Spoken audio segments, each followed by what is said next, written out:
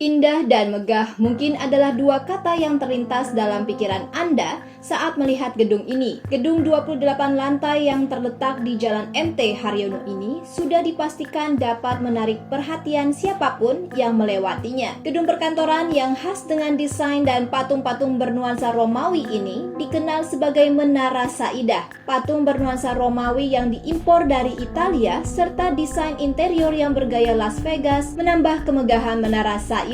Jauh sebelum penutupannya di tahun 2007, Menara Saidah dikenal sebagai Gedung Grasindo yang dibangun mulai dari tahun 1995 hingga 1998 oleh PT Hutama Karya. Sebelum perenovasian besar-besaran yang menyebabkan pergantian nama dari Gedung Grasindo menjadi Menara Saidah, keluarga Saidah Abu Bakar Ibrahim membeli gedung ini dari hasil pelelangan. Awalnya gedung ini hanya berjumlah 15 lantai. Namun renovasi besar-besaran usai pelelangan juga termasuk menambah lantai gedung ini hingga menjadi 28 lantai. Di tahun 2001, akhirnya gedung ini resmi digunakan sebagai gedung perkantoran. Kementerian Percepatan Pembangunan Kawasan Timur Indonesia juga turut menyewa lantai 18 Menara Saidah untuk dijadikan kantor. Namun, segala kemegahan gedung ini kini tertutup dengan kisah horor yang menyelimuti Menara Saidah sejak ditutup di tahun 2007. Penutupan resmi Menara Saidah konon katanya diakibatkan pondasi gedung yang miring beberapa derajat sehingga dianggap membahayakan. Pilar-pilar berukuran besar dengan langit-langit gedung yang megah kini terlihat kusam dan tak terawat sejak ditinggalkan bertahun-tahun lalu. Misteri-misteri mengenai Menara Saidah terus bertambah mengingat pihak pemilik gedung dan Dinas Pengawasan dan Penertiban Bangunan tidak pernah memberikan penjelasan mengenai Menara Saidah, baik alasan sebenarnya mengapa Menara Saidah ditinggalkan, sampai alasan mengapa Menara Saidah masih dibiarkan terbengkalai sampai sekarang, meskipun banyak yang ingin membeli Menara Saidah mengingat lokasinya yang strategis. Ada beberapa rumor mengenai terbengkalainya Menara Saidah yang telah dirangkum oleh tim serial killers. Di antaranya ialah manajemen buruk yang membuat Menara Saidah mengalami kebangkrutan serta longsoran dari dinding penahan tanah yang ada di depan Menara Saidah. Sedangkan alasan konstruksi yang tak sempurna masih dipertanyakan kebenarannya. Namun dari berbagai rumor yang beredar mengenai alasan terbengkalainya Menara Saidah, rumor yang paling dipercaya ialah gedung ini berhantu. Gedung yang angker dan berhantu membuat berbagai perusahaan yang sempat menyewa Menara Saidah memutuskan untuk keluar dan pindah. Misteri yang ada di balik kemegahan Menara Saidah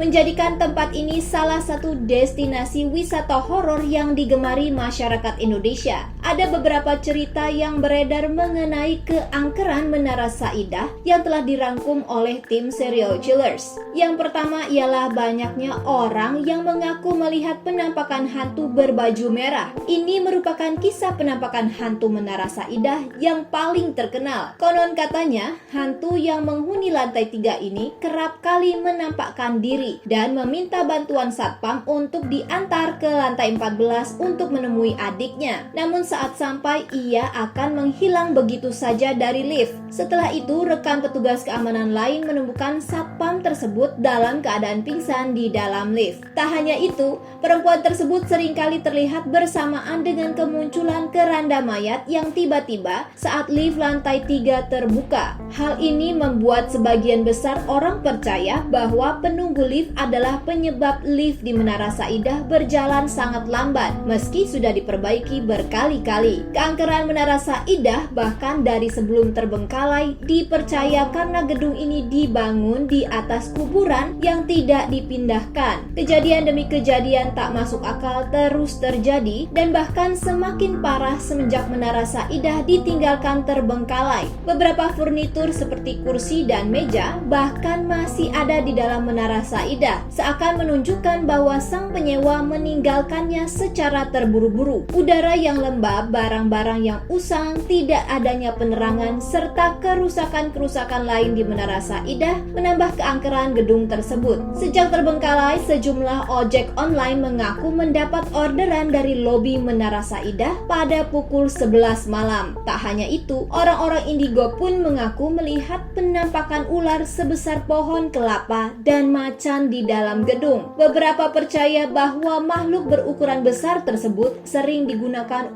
untuk kebutuhan pesugihan. Lantai demi lantai di Menara Saidah menyimpan kehororan yang dapat membuat siapapun merinding. Namun dari semua lantai, dipercaya lantai basement memiliki aura negatif yang paling kuat. Dipercaya sebagai tempat mencari pesugihan, banyak orang mendengar adanya makhluk halus yang memanggil, menangis, dan mencolek mereka saat mereka berada di basement. Meski sudah bertahun-tahun kosong, beberapa orang yang sengaja memerhatikan tempat ini mendapati bahwa lampu di dalam Menara Saidah menyala dengan sendirinya. Beberapa bersaksi bahwa lampu gedung ini menyala secara bergantian di malam hari. Cerita-cerita horor mengenai Menara Saidah terus bertambah seiring dengan banyaknya orang yang memutuskan untuk melakukan uji nyali di dalam Menara Saidah. Di antaranya ialah kemunculan keranda mayat di lantai 3 dan penampakan hantu berwajah hancur di lantai 4. Satpam yang menjaga Menara Saidah juga mengaku sering merasa diikuti oleh penunggu tak kasat mata Menara Saidah. Sampai saat ini Menara Saidah tetap dikenal sebagai sarang penghuni tak kasat mata yang teramat megah.